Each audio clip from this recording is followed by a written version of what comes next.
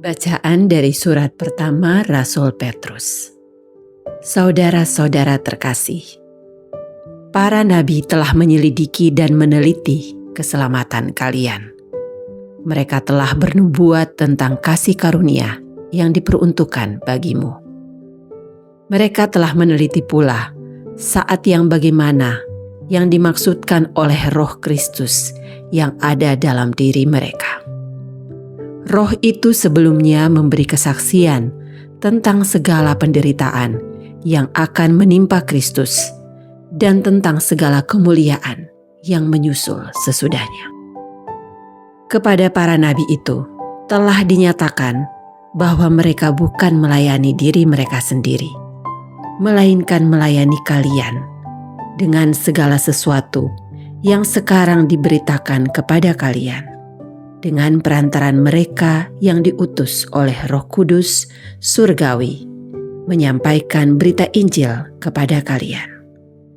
Dan pokok pewartaan itu ialah apa yang bahkan para malaikat pun ingin mengetahuinya.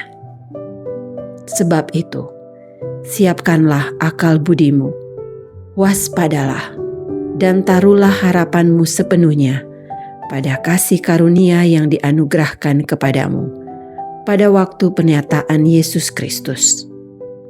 Hiduplah sebagai anak-anak yang taat, dan jangan turuti hawa nafsu yang menguasai kalian pada waktu kalian belum beriman. Hendaklah kalian menjadi kudus di dalam seluruh hidupmu, sama seperti Dia yang telah memanggil kalian itu kudus. Sebab ada tertulis, hendaklah kalian kudus, seperti aku kudus adanya. Demikianlah sabda Tuhan. Syukur kepada Allah. Tuhan telah memperkenalkan keselamatan yang daripadanya. Tuhan telah memperkenalkan keselamatan yang daripadanya.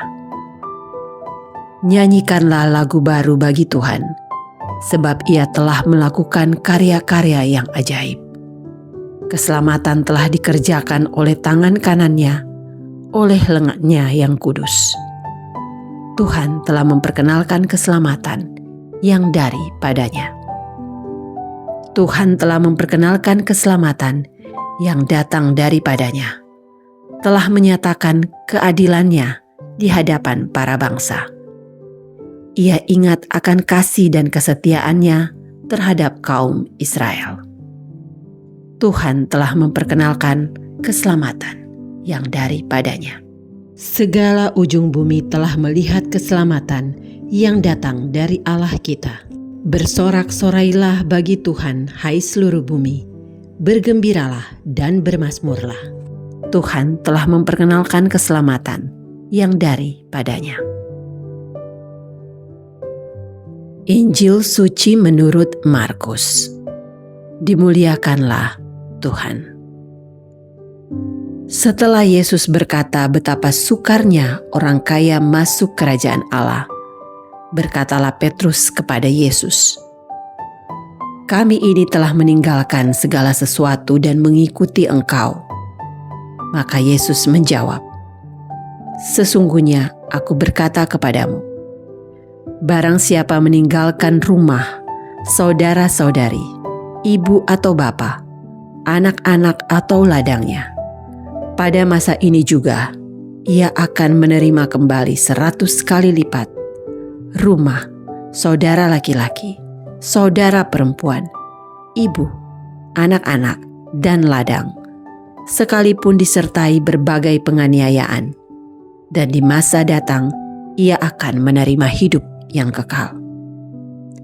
Tetapi banyak orang yang terdahulu akan menjadi yang terakhir, dan yang terakhir akan menjadi yang terdahulu." Demikianlah sabda Tuhan. Terpujilah Kristus. Untuk masuk kerajaan surga yang dibutuhkan bukanlah nomor urut. Datang terlebih dahulu akan masuk paling cepat, datang terlambat akan masuk paling akhir. Untuk masuk ke dalam kerajaan surga, yang dibutuhkan adalah keberanian untuk melepaskan segala sesuatu yang kita miliki. untuk masuk dalam kerajaan surga, tangan kita harus kosong. Hal apa yang sudah kita lepaskan agar dapat masuk dan diterima dalam kerajaan Allah? Marilah kita berdoa. Allah Bapa yang Maha Kuasa, Engkau telah memuaskan kami dengan rezeki surgawi. Semoga seturut teladan Santo Filipus Neri, kami selalu merindukan karunia yang memberi kami hidup sejati. Dengan pengantaran Kristus Tuhan kami. Amin. Seberapa sering orang Katolik harus mengikuti perayaan Ekaristi? Pada hakikatnya, menjadi orang Katolik adalah sebuah keputusan untuk mengikuti Kristus. Sebagai pengikutnya, setiap umat diundang untuk hadir dalam perjamuan Ekaristi pada hari Minggu dan hari raya yang ditetapkan gereja. Kehadiran ini bukan sekedar rutinitas, melainkan sebuah tindakan iman yang nyata. Karena itu, menyebut kehadiran tersebut semata-mata sebagai kewajiban menjadi kurang tepat. Coba bayangkan, apakah pantas jika ungkapan kasih kita kepada Kristus hanya dianggap sebagai sebuah kewajiban? Tentu tidak. Kasih sejati lahir dari ketulusan hati, bukan dari paksaan atau kewajiban. Ia adalah respons sukarela yang berbuah dalam tindakan nyata. Perayaan Ekaristi adalah puncak dan sumber hidup Kristiani.